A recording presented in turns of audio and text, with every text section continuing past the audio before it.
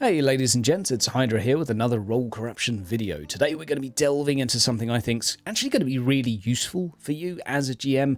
We're going to be talking about the two fundamental types of approaching GMing, running sessions, creating campaigns, etc. Now, this has been a fairly hot topic recently. I noticed How to Be a Great GM, Matt Colville were kind of darting and skirting and weaving and wiggling around these topics, but for me, I feel like I can hit the nail on the head by simply stealing two concepts from writers. This is the concept of discovery writing and architecture writing, or it's also known as outline writing. So discovery writing, or as George Floppy Wiener Martin will refer to it as, gardening, is effectively the type of writer that doesn't have too much of a plan going in. They may have a general idea of what they're going, but they will create a lot of stuff as they go. Well, you compare this to the architect, or the outline writer, someone that has a plan from A to B and, let's say, colours in all of the details in the middle before really executing anything. So there seems to be two different ways to approach a session or a campaign when it comes to GM style. You'll certainly notice this if you compare the older videos of how to be a great GM to the more recent videos, where the older style is really much more like an outline writer or an architect, planning everything in detail, session by session, scene by scene. Not to say you have to be absolutely meticulous, but having a specific structure to your scenes, having 4 chapters to your campaign, etc, etc, etc. And now some of the more recent stuff is promoted in a little bit more of a, let's say, ad hoc. Well, let's just throw a situation at your players and see what happens. Two completely different ways to run a game. Now, what I will say, the architect versus the gardener. You might be thinking already, I sound a little bit more like an architect, or I sound like a gardener. That's all I need to know. No, it's not. Neither one of those is perfect, and neither one of those has its merits without flaws, let's say. There are ups and downs of both. And you aren't 100% one or the other. This isn't the way how human personality works. You can't be 100% introvert, you will be 90% introvert, and there'll be a little bit of you every now and again that will need to just go that other way in order for you to be sane still. It may be once a year, but it will happen. Now, why do I make a point of this? Well, it's like yin and yang. If you're a discovery writer or a gardener, every now and again you need to think about being a little bit of an architect. Otherwise, you're going to create an absolute mess. Likewise, for an architect, every now and again you're going to need to think about being a little bit more of a gardener. Not too much, just a little bit, just enough, so your players don't feel like they're being led by the nose to effectively allow you to tell a story with them just being actors and not necessarily players. That's right. Both of these have their extremes. So let's go into these in a little bit more detail. Start to analyse the pros and cons of each approach, and things you can keep an eye out for as a GM and as a player as well that might be worth keeping an eye on if you want to keep the table cool, if you want to keep the atmosphere great. So let's start with the architect. The architect, again, is planning everything in meticulous detail. We are going into A to Z. We may be architecting our way through world building. We might be architecting our way through character building. We might be doing a little bit of a hybrid. A lot of people do, so you might go with a little bit more of plot. Let's say gardening. You might go for a little bit of NPC gardening, but world building 100% down to architecture. It varies from person to person as to what your preferences are, but I think that's, at least world building seems to be more architecture based. Lots of GMs don't like to go into a game without the maps ready, without the locations, without the names. Is it needed? Well, we'll find out in future videos. But anyway, the architect is of course going to come a cropper if they are too far into that extreme, so that when players ask for agency to do their own ideas, the architect says, no, I have not planned for it. Or as it's often phrased, insert bullshit excuse.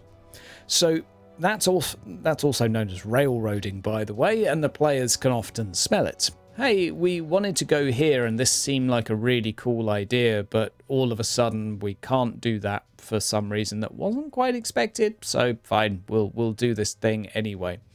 This is let's say, the worst situation an architect can find themselves in, when the players are expecting a little bit of gardening and the GM's not willing to relinquish any of their control. Now, there are ways as a GM that you can try to, let's say, accommodate for such changes by allowing for flexibility within your planning, but it does mean the planning has to be slightly less detailed. It's a little bit of a problem, especially if you hate juggling things on the fly because it stresses you out. We're going to cover this in a later video as to how to hopefully reduce some of the stress from architects when they're playing with a group that are effectively asking if they can constantly do stuff that the GM wasn't expecting. Now, the plus side though, because let's face it, this isn't all downside. The plus side is that you're going to come up with better endings. You're going to stick to a narrative, you're going to stick to a theme and a plot far more consistently compared to your gardener counterparts. And obviously everyone can derail. We're talking about averages here, but it's really worth also reminding you that there are some virtues of being an architect, is that the structure is sometimes nourishing for players, especially newer players that like the structure, that like to know that there is a quest they're supposed to do, there is this thing that they're embarking on, and it's, hey GM, what are we supposed to do now? Oh, well, a wizard approaches and asks you to rescue their amulet from the claws of a tiger. Amazing story, I know. It's very, very helpful in some situations, and if you use it, you will make sure that your players know that there is something that's going on that should be done. Fantastic. There is also an issue, if we briefly skirt back to the downside, with falsely telegraphed gardening. So if you are an architect and you paint the picture that you're running a sandbox and you tell your players that you'd like to run this situation where you've created this giant world, and let's face it, architects like to create a giant world. And if you describe said giant world and ultimately a lot of the plot and story is confined to very narrow circumstances that basically the players will only find when they find, it can end up actually creating a clash of expectations where the players might be thinking, hey, it makes sense for us to investigate this because this is where we think we'll find the thing we're supposed to find, and then the GM says, bullshit excuse, no, despite the fact it being completely reasonable because it's actually somewhere else that the GM had already planned, and the players would never have known that, and somehow the GM's written themselves into a corner. This is the perhaps second ultimate fail state of that said GM, where there is the clash of expectations of, hey, I'm going to run a sandbox, but it's not actually a sandbox at all. It's just an open world railroad. Oh, yeah, that's going to be a whole other video. Anyway, I think it's useful to put that notion out there, though, because it is an issue that architects might come across. But again, we're going to return to the fact there are clear benefits, because you will be more structured. Your players will know what's going on. They will know that there are things going on in the world that make sense, and that there are things that need to be done, and often the endings will be much better. M. Night Shyamalan, you don't get that type of ending without being an outliner or an architect. Now, a gardener, on the other hand, puts you in the Game of Thrones situation where you create Westeros, which is fascinating and interesting, but for the love of God, you can't end your campaign because for the longest time you have been plagued by, gee, wouldn't it be cool ifs, creating a really interesting world that was fascinating for the first half, but then fell off in the second half because things stopped making sense, things didn't tie together, players got lost as to why they're doing certain things, Why are we moving from here to there? In reality, it's because your GM saw something cool on TV and thought, actually, werewolves this week would be a little bit more interesting than the big bad you've been fighting the whole time. This is again, an extreme. It's not to say every gardener is going to be accountable, is going to be guilty of such crimes, but it is a danger of the gardener, of the discovery writer, is you're effectively a loose cannon. You can do whatever. Players can ask you to do whatever, and that's up to you. Gardeners will vary. They will vary in terms of how much autonomy they give to the players. So you'll get railroad-style gardeners who have their cool flavour of the month thing that they push their players towards, and they're like, yeah, here's the cool thing this week, go do that. Here's the cool thing this week, go do that. You're not an outliner. You've just come up with an idea that you're pushing someone towards. It's an issue. Or you might be an outliner where you have no plans at all and you want to see what the players are up to. Now, again, like with the architect, you could come up with some big issues here, because if your players are expecting some degree of structure, perhaps they're less experienced, perhaps they're simply players that are less industrious, open, and conscientious. Probably more conscientious. They will probably be looking to you as the GM saying, well, there's nothing that seems like there's nothing to do. These are the players, and us as GMs will have seen these players that are looking for a quest marker. They're simply waiting for one. And if you ask them what they want to do, they will not have any ideas in their head. This is a problem for a gardener GM that can't come up with any ideas and refuses to outline anything to kickstart the process. So again, the two styles of GMing need each other. They need each other 100% in moderation. But it's really, really worth saying that if you're a gardener and you're asked to try and be an architect, you won't like it.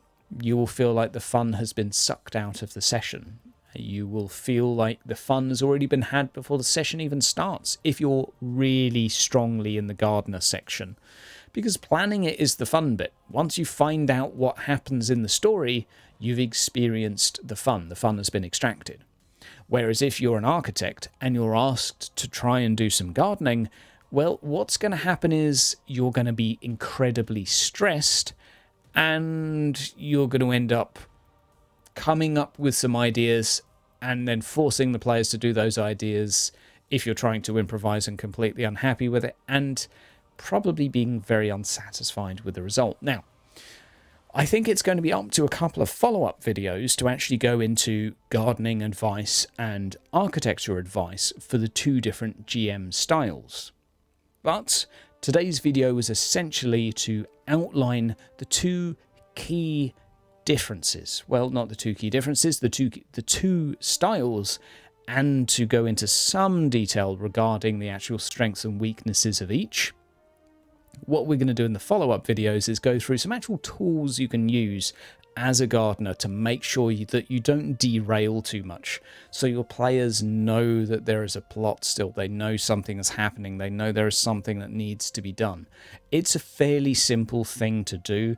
You need to have a checklist though in your head every time you're in a scene to make sure you stay grounded, to keep your feet on the ground and make sure you don't just do some batshit crazy campaign where the players are just fighting vampires and werewolves, then chasing down a hill somewhere, and none of it ties together. Likewise, we're going to have to do a couple of videos for the architects to make sure that they're able to be a little bit flexible with some of their creations, to allow for a little bit of player autonomy from time to time if those players are asking to be gardeners. Ladies and gentlemen, hope this video has been useful. Look forward to expanding on it. See you again soon. Take care.